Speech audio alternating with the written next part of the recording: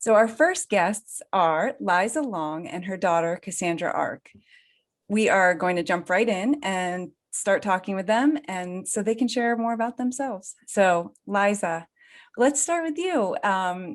Can you give us an introduction on how we know each other? Introduce, the backstory.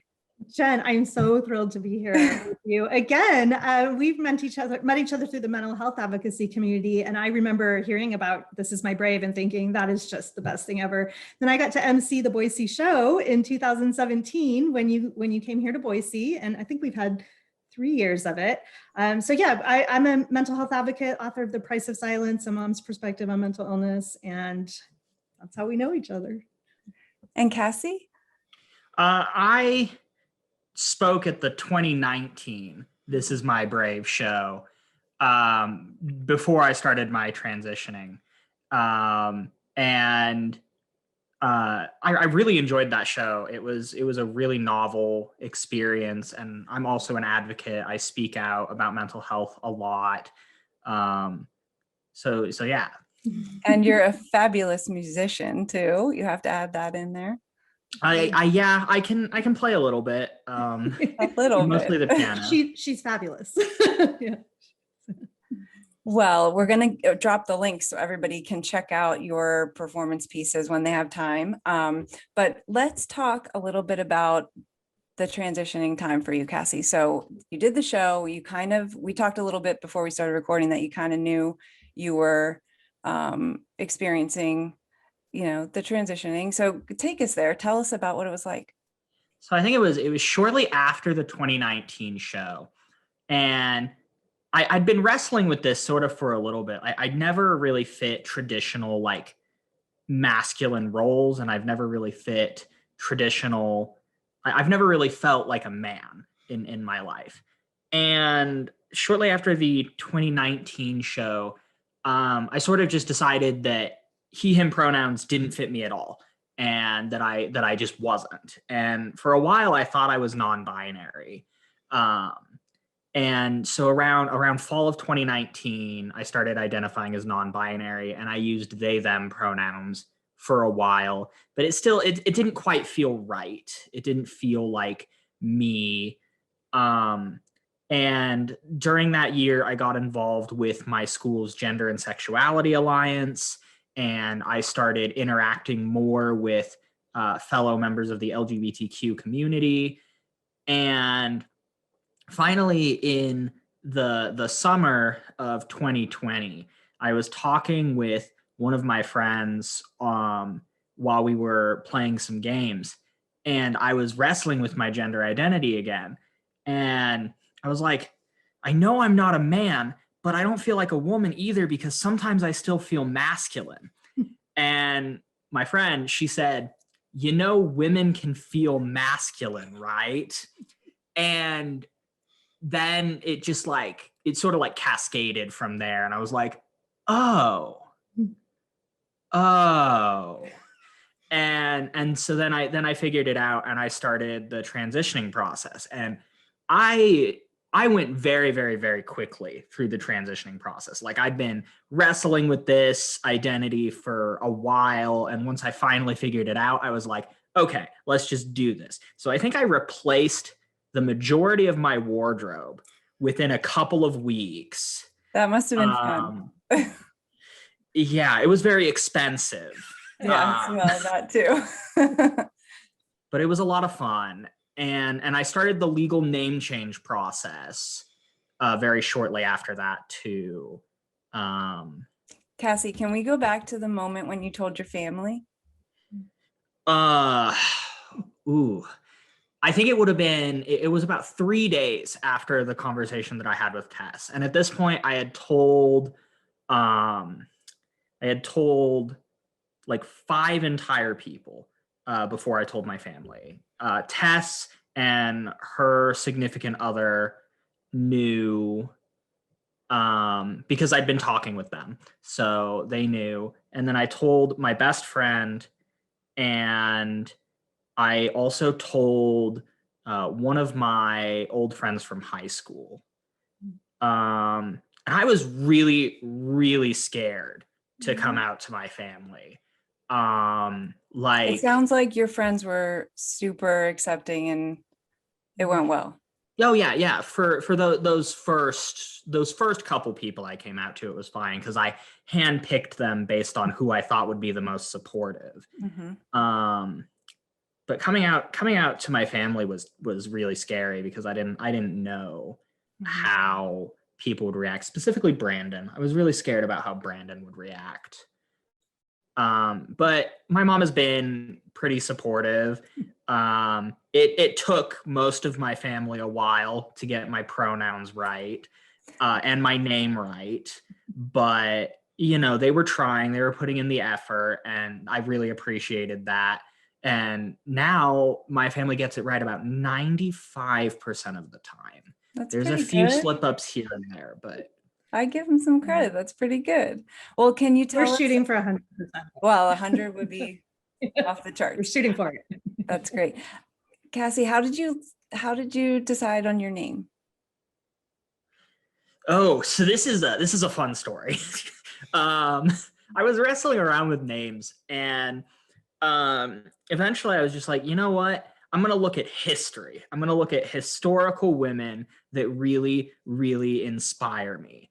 And so, arrogantly enough, the first person I picked was Cassandra of Troy, the seeress who is known for giving wise counsel and never being listened to.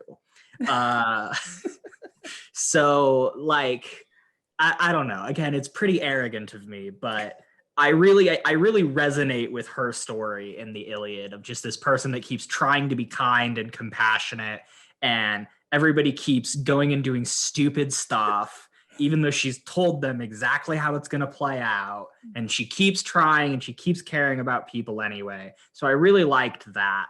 And then my last name is derived from Joan of Arc, the 17-year-old who, saved France, even though it cost her everything. And she just did it because, she wanted to, because she was kind. So I tried to pick people that embodied like those attributes. It's beautiful. I love it. So what was it like going through the legal process of changing your name? Oh, we're not done yet. Oh my gosh. Months and months? Is it nightmare? Numerous. Just finally got the hearing. When did we start? We started this in September? I think we started in September. Yeah, so it's March. we've been working at this for a while. They kept having me fill out these forms, and the forms were really, really convoluted, and I'd submit them, and then they'd send them back to me, and they'd be like, you did something wrong. And instead of, telling me all of the things that I did wrong in one go, it was one error at a time. So I kept resending them in. I kept having them sent back. I kept doing, because it's court paperwork. You're of course going to do something wrong. It doesn't make sense to anyone. It's the pandemic, right? So they're making us use iCourt, and iCourt should not be a thing. Oh my gosh. We're nearly there. In fact, after we talk today, we're going to call the statesman and try to get the hearing published. Exactly 2 steps left. The last steps that we have to go through is I have to publish the notice of hearing that they just sent me in a newspaper for 4 weeks. And then I have to show up on Zoom, tell the judge why I want to change my name, to which I imagine there will be no problems. No. And then it'll be done. They need to make it easier. I agree. I'm a very strong advocate for making it easier. Yeah. Or having someone at least hold your hand through the process. I've actually changed my name, and it was much harder through the iCourt process than when you can go and ask a clerk, what do I need to do? It was ridiculous. Well, stick with it. It sounds like you're on the near the finish line. So that's good. Let's go back to pronouns for a second, because you mentioned about the, families like 95% there, but Cassie, can you explain the importance of people using the correct pronouns? Oh yeah. It's very, I don't know how to accurately portray the emphasis that the pronouns should have, because there's there's a thing that happens when people get them right, and there's a thing that happens when people get them wrong. And whenever somebody uses the wrong pronouns for me, I have like major anxiety, and I become super self-conscious about what I look like. And there's all of these negative thoughts that flood through my head. It's a really, really awful experience. But on the flip side of that, when people use my proper pronouns, I feel very validated. I feel very accepted, and it's really uplifting. And so I guess, yeah, like the pronouns are very, very important. And especially like if you're trying to get them right and you slip up, that is a very, very, very different feeling than somebody who is intentionally, referring to you by the wrong pronouns. And I've encountered a few people who have done that. And it's a really scary feeling when someone is intentionally not using your pronouns, because what they're doing is they're invalidating your existence. They're implying that there's something wrong with you, or that they don't want you around. And that's scary for me. It must be so hard to have to go through. Yeah. Which is why today is such a special day, Transgender Day of Visibility. And I'm so grateful to you both again for being here and sharing your stories. So Liza, I'll have a question for you. So were there or are there moments that you struggle still? I mean, we mentioned it a little bit, but that you still struggle to use the correct pronouns, and describe for us what that's like. Yes, but it's really just old habits, because we've talked about this, Cassandra. I knew Cassandra as someone else for a long time. And so that's just really where it comes from. It's definitely never intentional. I 100% agree with what Cassandra said. I've observed that in my own classroom. So I teach community college, and you'll notice I have my pronouns there on my email signature. And I've always tried to create a classroom where anyone feels welcome and included in the class. So that's always been important to me anyway. I think, one thing we're still talking through is what that looks like how do we talk about the past, right? I remember reading an article shortly after Cassie came out to me, and it was such an interesting experience. I still remember I was just sitting at the kitchen table, and she got home from work, and she's like, "Well, Mom, I have some news. I'm a woman." And I was like, "Oh, okay." But I remember in that moment, I wasn't surprised or shocked or anything like that. I had this really strange phrase come into my head, and it was just, sorry, I'll probably cry. It was just, "Your daughter is beautiful." That was the message that came into my head. And I thought, yeah. And then I thought, yes, I've achieved biological perfection. I always wanted 2 daughters, and now I have 2. You always had them. I was just in disguise. Right? Yeah, exactly. And so I think that's where the pronouns, if we do make mistakes, and Cassie's been so generous and so kind to us when we do. And I think also, you mentioned Brandon, and that was a challenge, but I think he's gotten it down by now. Yeah, Livy didn't struggle at all. Livy was just like, "Oh, yep, I have a sister." Yeah. Boom. Yeah, she was pretty excited. And then the one I think Cassie was really worried about was my mom. We're kind of from a Christian religious family, and I think you were a little worried that my mom. Her response was hilarious. So classic. So I let her know on the phone, and she goes, "Well, darn, I wish I'd known that yesterday when I ordered a t-shirt for her." She got the pronoun right away. And she said, "Because I got a men's size, and I would have gotten it in a woman's size and color if I'd just known." And then that was it. That's the only thing my mom's ever said about Which it. Which honestly is a very grandma thing. It's really grandma. Yeah, she's just been, "Yep, I have a grandma." Go grandma. That's awesome. Great. Yeah, I still have some worries about some of the uncles. Yeah, I mean, again, I think a lot of families struggle with this.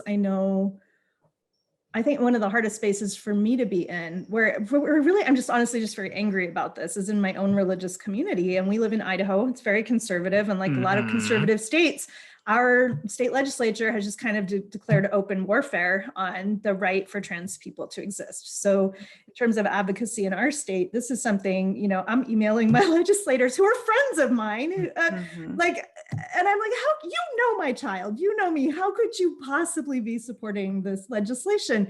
But, for whatever reason. So yeah, I think we still have some real concerns, and there are some spaces where I don't know. Sorry, we have a Zoom bomber. Midnight won't let us get through any Zoom. That's okay. Without coming in to say hi.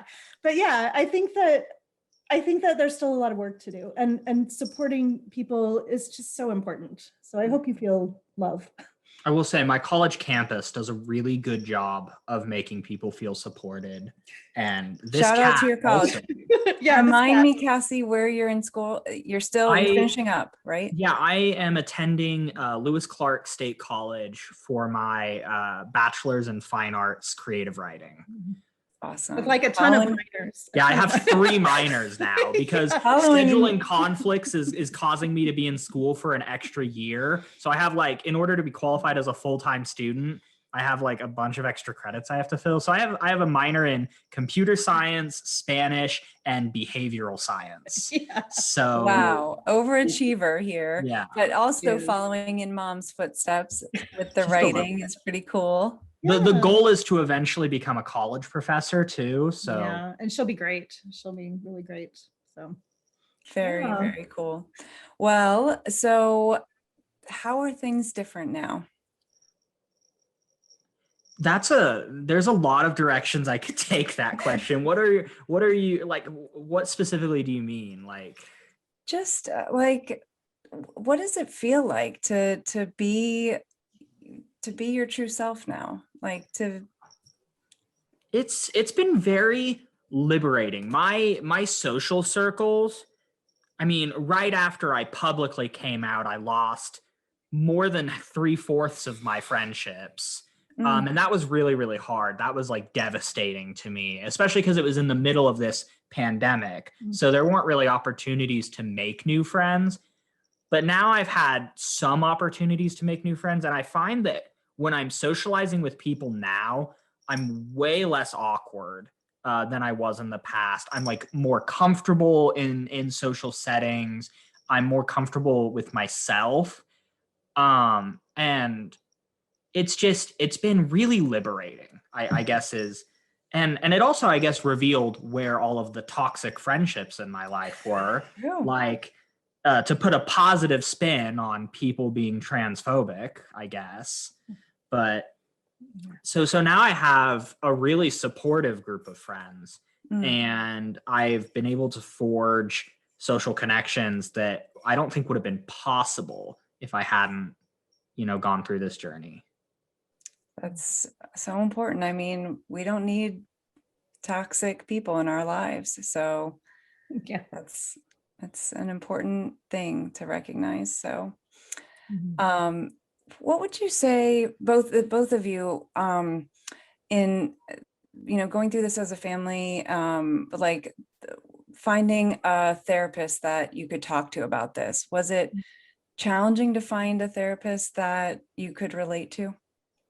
I still haven't. Yeah. So I've been searching around. I'm currently seeing a therapist on campus, and he's really, really good for a whole lot of other things, but he's not really well specialized in the gender identity kind of thing. So I'm almost having to teach him about the gender identity side of things. I tried seeing a therapist down here in the Valley who said he specialized in gender identity issues, but it didn't really work. And so I'm still looking for someone who's good with the gender identity half of things. I think it, because like my mom was saying, it's such a new thing. Like, people are finally becoming comfortable with coming out, and so we're starting to see it much more widespread. But there aren't as many therapists who are trained in it because it didn't used to be as acceptable to come out. And I really hope we get more trained psychologists here soon. Yeah. Oh, did you ever seek out a support group to help?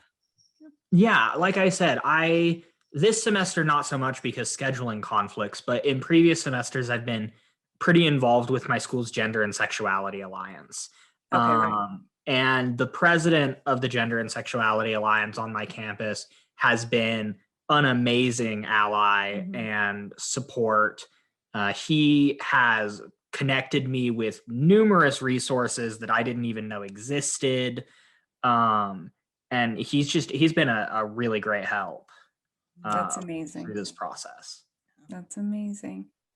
Well, how's your mental health now, like these days? Like how has it been through the pandemic? This is for both of you. It's been a very challenging year. I will say, like, this has been a really interesting phenomenon I've noticed in myself. My bipolar disorder became more stable the further into my transition I became. I like the further I got into things. So the more I became my true self, and I imagine this trend will continue in the future. But the more I became my true self, the more stable my bipolar disorder has become. And that's been really, really awesome. On the flip side, the pandemic is, messing up everybody's mental health. So That's been great as well. Yeah, I think I observed the same thing for sure with Cassie, that just in some really profound ways, you've just been more you, just more able to focus on being who you are and the wonderful person you are. So I think it's been a really good thing overall. What she said for mental health, I know a lot of people watching. So as a college professor, it's just been, I'll use the word overwhelming. I think a lot of us have felt just overwhelmed with the level of emotional support. Sorry for our lovely cat. We have our emotional support cat right here. Yeah, I have 2 cats too. Yeah. I love them. But it's just been, I think it's just been an overwhelming year for people. And one positive I've seen come out of it has been telehealth. That's one definite positive. Like, it's really expanded people's access. And another thing is, I really do think, like, even if you maybe thought, oh, I don't have mental health issues, that's just for someone else. Like, all of us have really had to take a good hard look at ourselves and say, and honestly, Jen, the more people in therapy, the better, right? Oh my gosh, yes. Yeah. I think everyone should have a therapist. Yeah. And adding on to that, as somebody who commonly seeks like accommodations through the disability office, the ability to attend classes over Zoom on days when I'm really not feeling that great is incredible, because there are still some days where my depression is really bad. And I struggle to even get out of bed. But you know what? They have reduced the amount of energy required to attend classes, because all I have to do is I have to pull out my phone and log into the Zoom meeting, and I can be a part of class without having to be bombarded by social energies or having to actually like put on proper clothes. I can just stay in pajamas and And that's what my son does. He stays in his pajamas all the time. Our kids too. And like, I don't know why we haven't had this option for people in the past. It's been truly, truly life-changing for me, because one of my biggest struggles in life is those days where where no matter how hard I try, I just can't get out of bed. And I try to force myself, but like getting out of bed gets broken down into its component parts and it feels impossible. And I don't know. So the, like my mother was saying, some of these new technologies like telehealth, Zoom classes, there are some really, really great tools that have been developed. And I really, really hope that after this pandemic is back under control, we keep these tools that we have developed. I certainly plan to keep offering that to my students. I think it's a huge value. And I have to say too, this was just me seeing this coming. I'm super glad that I have focused all of my professional development in online pedagogy for the past 10 years since it became a tool. So I felt so fortunate when so many of my colleagues didn't even know anything about online technology. I could just kind of transition over to that type of platform. But yeah, there've been some good things. The pandemic has been a great time for my gender transition though, because I've been able to go through most of it like in relative isolation. And I feel like I'm just a butterfly that is just, I was a caterpillar before, and now I'm just, the pandemic is the cocoon. And when it's over, I'm going to be like, ha, I am a butterfly. I love it. That's such a great analogy. So, okay, I've got a last question for you both. What advice can you offer to other transgender individuals and their families? To the families, I'm going to start with the families because this one I know how to answer. Just support your kids. It's not hard. Like, it requires really, really, really basic levels of human decency. And the risk that you run if you don't support your family, like, I was reading somewhere that the statistics on depression and suicide and transgender youth is astronomical, but that those levels go down to about the same levels as their peers if their family and community are supportive. So, like, if you have a family member or a friend who comes out to you, support them on it. I don't care if you don't understand it. A lot of people are not going to understand it.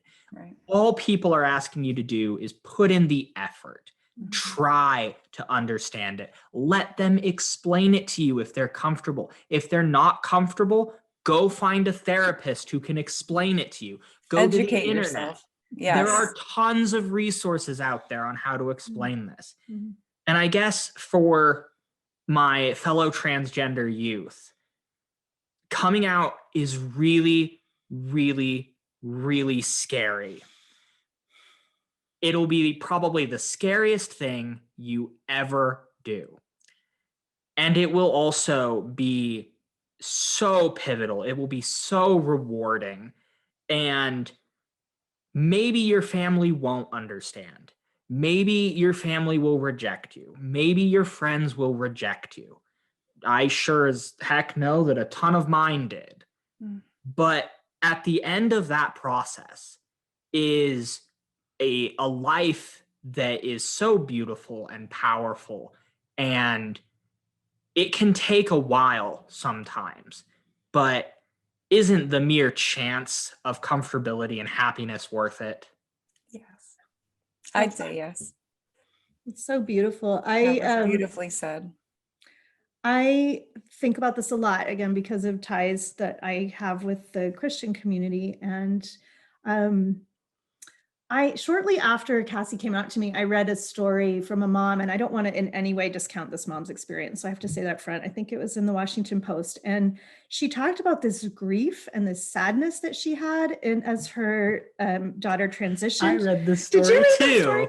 And I don't want to discount this mom's experience. I don't, but I have not had that experience. I have just been really blessed and fortunate to always have a wonderful child. This child and I, this adult and I, we've been through so much together that I don't think anything could change the love that I have for my child. And I think for parents who might have ideas or think, well, this could be the worst thing ever. It's not even like a bad thing. It's a positive thing in our lives that Cassandra is becoming who she wants to be. All of us just want our kids to be who you are. Right? Yeah. All of us just want our kids to be happy. And like, it's not like rocket science. Just love your kid. You loved your child before, love your child afterwards. I don't feel any grief or loss I'm just really grateful that I've had Cassandra in my life, my whole life. She's a beautiful person. And to add on to that, I didn't change when I updated my pronouns. I'm still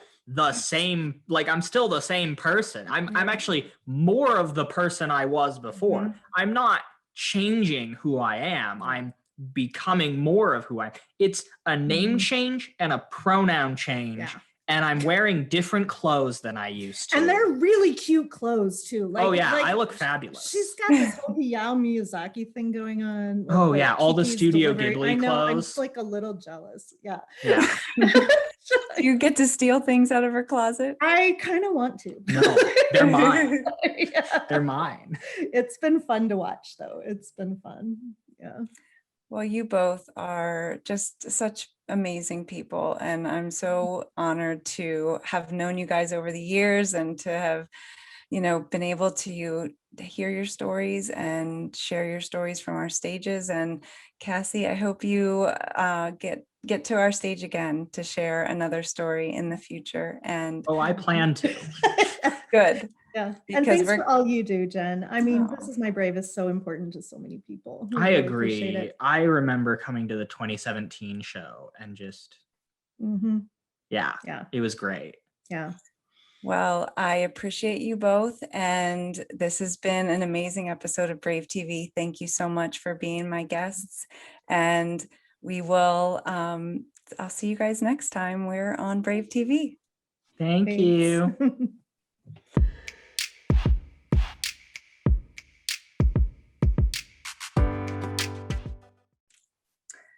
Willow, it's so good to see you. Thanks so much for joining me for Brave TV. It's so good to see you too, Jen. It's been a while since the St. Louis show, so it's going to be fun to catch up and hear how things are going for you, and just get an update on things. And we're celebrating Transgender Day of Visibility, so Yeah. it's great to have you. So I'd love to have you introduce yourself to those out there watching who maybe missed the St. Louis show. Give us your intro. Absolutely. And again, thank you so much for having me. So as you said, my name is Willow Morris. I am a provisionally licensed counselor. I have done in the past mostly work with grief and trauma. But one of my passions is seeing clients who, like me, are my gender and sexual identity doesn't conform to the hetero and cis societal norms. And on top of that, I'm also a very lucky wife to my beautiful wife of 9 years, and I have a wonderful 3-year-old child. Amazing. Yeah. Well, thank you for that. And let's talk about what it was like to tell your story on the This Is My Brave Stories from Home St. Louis show. First and foremost, it was such an honor, and I was very, very grateful for the opportunity. One of the things that really stuck out to me, and it seems like a very small little thing, but for me, this was one of the first times where I was able to successfully get through being video recorded.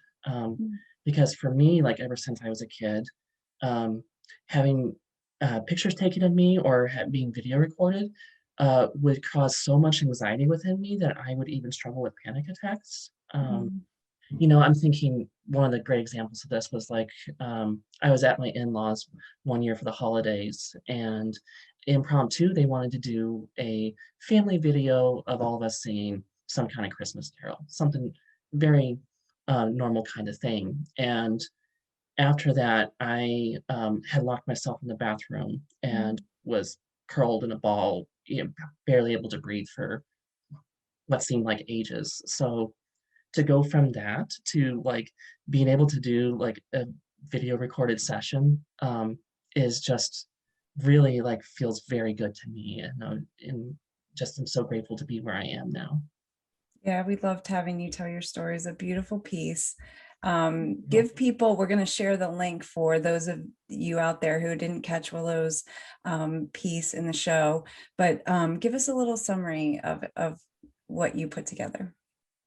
And so, in my piece, like there's so much to cover. So I just covered a little bit about, this experience of the strangeness of transitioning, and kind of how the media has made, has kind of like used that strangeness as kind of a commodity. And sometimes even at the expense of individuals like myself, and it really doesn't tap into the depth of struggle that we go through. And it also doesn't tap into how, while it has a unique presentation, it still cuts to the heart of what a lot of people with various issues regarding mental health or struggling in a society that doesn't accept them go through. There's a lot of pain, and there's a lot of processing to go through. And so I talked a little bit about that aspect and a little bit about how things are so much better now. I am like able to live my life the way that I've, truly am, the way I've always wanted to. And yet I still struggle sometimes. I still have those unkind gifts from the past that I go through every day. And so um, it doesn't take away from the fact that like I still have so much more wonderfulness in my life. But also I think there's this huge burden on many trans individuals to that once they're transitioned, then everything should be okay. That they just should let go of the past and nothing should bother them anymore. And that's just not realistic. That's not how life works in general. And it certainly doesn't work how the trans experience works.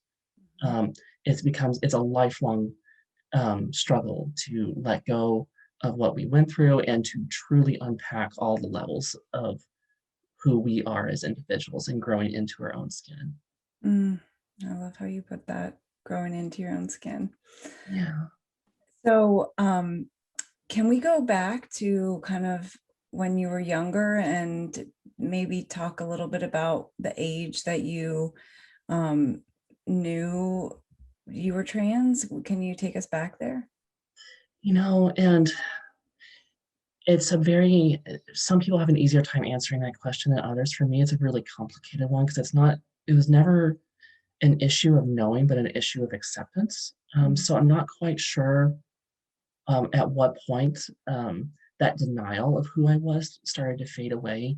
But I remember as young, I think most of my memories started around when I was like 4 or 5. And even back then, some of my earliest memories were ones of like this internal tension between like what I thought I was supposed to be and something else that was deeper that seemed more true. And in various stages of life, it would be more intense. So like, when I believe I started 9 or 10 years old, I started wishing I was a girl. I would always frame in my mind, like, I wish I was born a girl because I, at that time, didn't understand how to accept that I was indeed a girl, just looked very differently and was treated very differently. Um, and so what started out is just like an unknown tension turned into this deep wish of mine that I was born a girl, but I just thought that I was just stuck with who I was and the body I was, and I'd be uh, doomed in that. And then growing up, it was probably right at the end of high school, early college, that I even got introduced to the term like transgender and gender dysphoria. It was something where I grew up that wasn't even talked about at all. What year, Willow, what years were you in college? That would be 2006 is when I started my bachelor's program, 2006 to 2010. And so, yeah, and so that was the first time I ever heard of that term. And I remember I heard it because I was reading a psychology textbook, because I even back then that psychology and counseling was my passion. And back then, the information was so outdated. And that basically was just saying that, well, individuals, if they're truly trans, have to know when they're like the age of 3 or some of these really old, misguided kind of information. And so I read that and I thought, well, okay, this isn't me because I didn't know for sure when I was 3 years old. And I missed an opportunity at that point to maybe claim the identity that I was. And it would take another, it would take another 9 years before I would come out. Wow. Yeah. So then when did you make the decision to transition? I was 27 years old. This would have been when I started my counseling program because I knew I really wanted to be a counselor, that would have been my passion, what I really wanted to do, but like I could barely go to classes because my mental health was so intensely bad. And so I was part of a counseling program where they require you to have your own counseling done as part of like helping to ease counseling clients, not only to know like how to do a session, but also to check their own mental health, because it's important if you're going to be seeing clients for their own mental health struggles. And it was through that, and I'll never forget telling this poor intern like coming in one day with my full beard and my, presented very male, and telling her what I hadn't told anyone ever before, that like I, I really wish I was a woman, and like, but I can't do anything about it. And that's was the first time I ever came out to somebody. And it would take almost a full another year from that point, because at first I was still worried about what would happen to my family and what would happen to me, what I would lose. I didn't know if I would have anyone left in my life if I came out. And so there was even talk between me and my wife where I'd keep my identity a secret for the rest of my life and continue to present male. And so I'm deeply thankful that that's not the path I took, but it wasn't necessarily a given. When did you get married? Oh my goodness, it's 23 years old. It's been almost 10 years now. Wow. Yeah. Congratulations. Yeah, you got married young like me. I got married at 24. Yeah. So, Just feel like I was a kid back then. well, it's great that, yeah, she was so supportive. Yeah. If it wasn't really for her, I don't think I would have been able to come out the way that I did. I probably would have stayed hidden in the closet for who knows, maybe decades more. So I'm eternally grateful for her and her support. So let's see, what other questions do I have? How's your mental health today? Like, how has it been through the pandemic? You know what? It's hard to say because like relative to what it was in the past, like it's like night and day. There was great periods in my life before this where I couldn't even get through the day. I couldn't hold down a job. Like maintaining a marriage was nearly impossible. And just this desire for life not to go on every day. And that was day in, day out my experience in life. And to have it now where like I relish in living and I like look forward to the day, and like it's just such a stark difference. I get surprised even like how good it feels. And yet with that, like that doesn't like I was saying before, it doesn't mean all my problems went away. And this pandemic was really hard. I got cut off from a lot of my loved ones. A lot of people I really care about, I couldn't see anymore.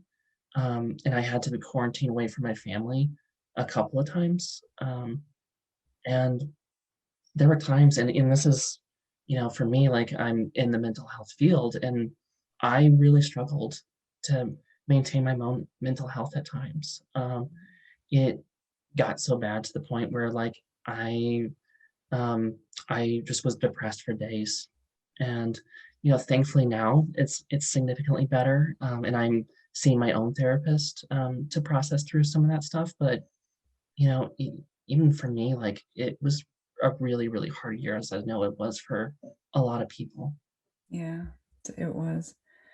What's it been like seeing patients? Like I know you're on your provisional license, that's what it's called, right? Hmm.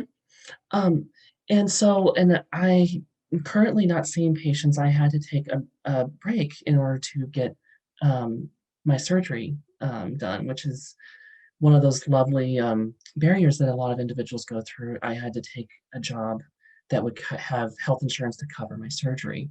And so I'm really looking forward to seeing patients again, hopefully within the next couple of months. Now that my surgery is done, I can move on with my life. Wow. What a moment. I mean, it's what a like milestone, right? Does it? Yeah. I've been waiting for this for years. And so like to finally have it done, and like I'm still just like relishing in that feeling, because like I just can't believe it's finally true and finally done. Well, so a topic about, patients seeking, care with a professional, who caters, who understands their community. We know Yeah. that there's a limited number of therapists out there within the transgender community. Can you speak to that a little bit about what it was like for you?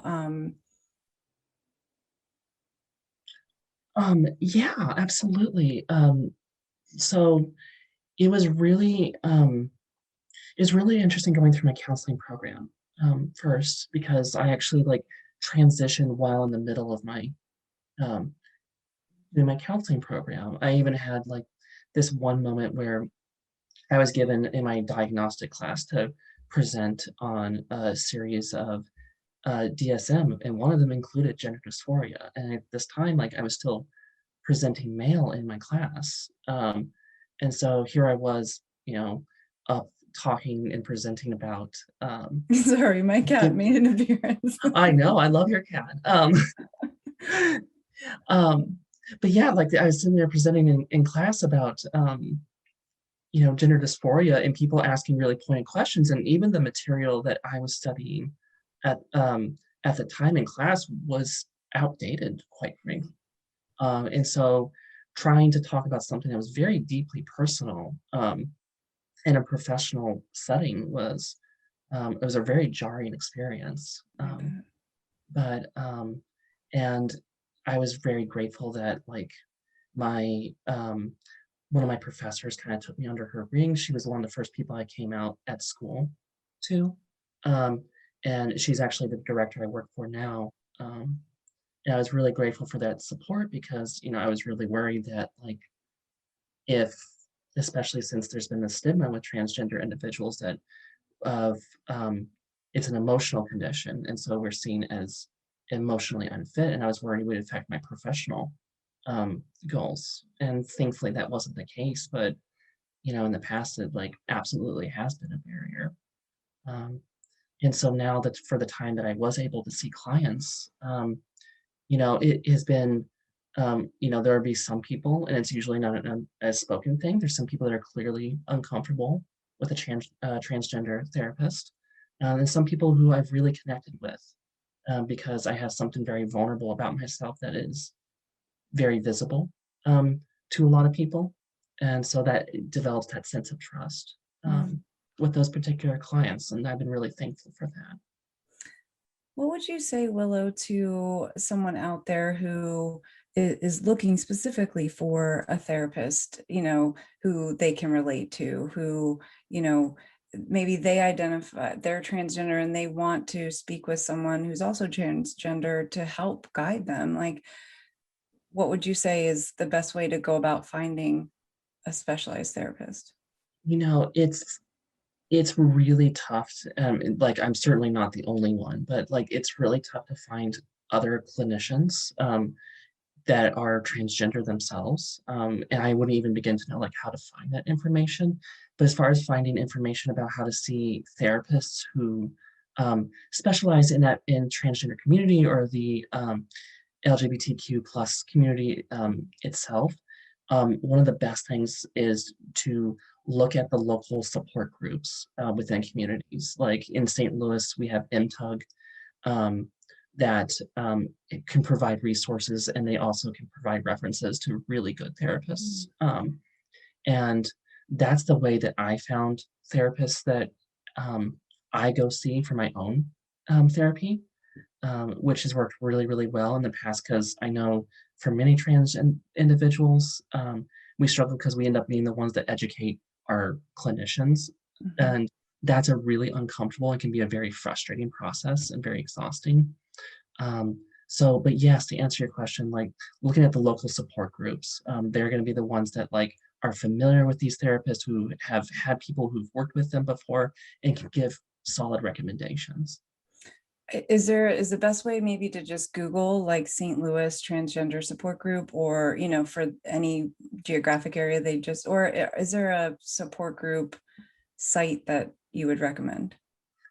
So for the local St. Louis one, MTUG would be the one. But yes, if you go Google just like transgender resources or transgender support group, most cities have an established community or established support group.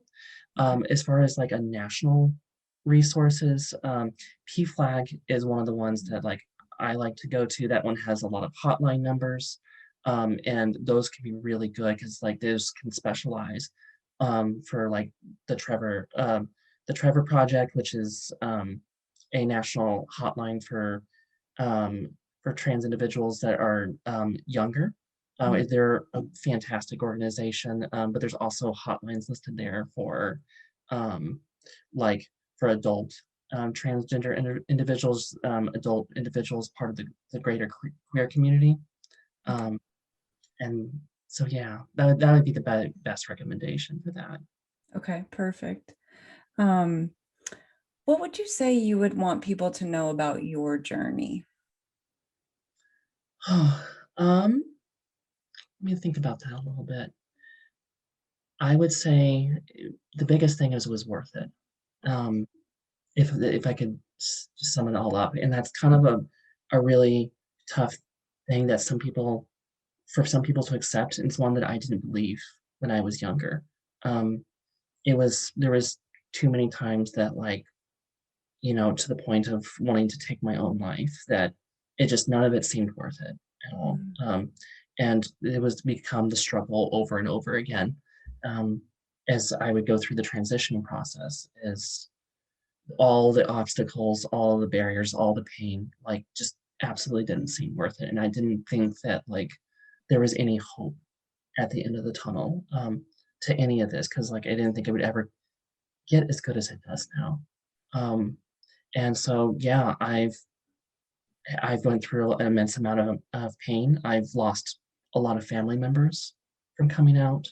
I've, like I was talking about before, I've had to put my career on hold because I was transitioning. And through all that pain, like it was totally worth it. Everything was worth it. And I would do the life that I had, I would do all over again just to get to this point. That's beautiful. Thank you. What would you say, Willow, you hope to bring to your clients as you work with them?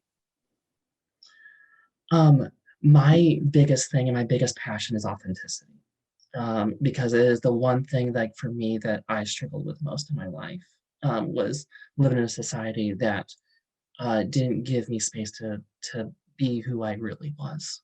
And when I've worked with the clients that I have, like there's a lot of this tension between who they truly are and how they feel society wants them to be, and their responsibilities, and keeping up the perceptions. And so that's what I'm hoping, like as I continue on in my program, that I want to bring to my clients, is the space, the acceptance, and relishing in who they really are and getting to live that part of themselves out.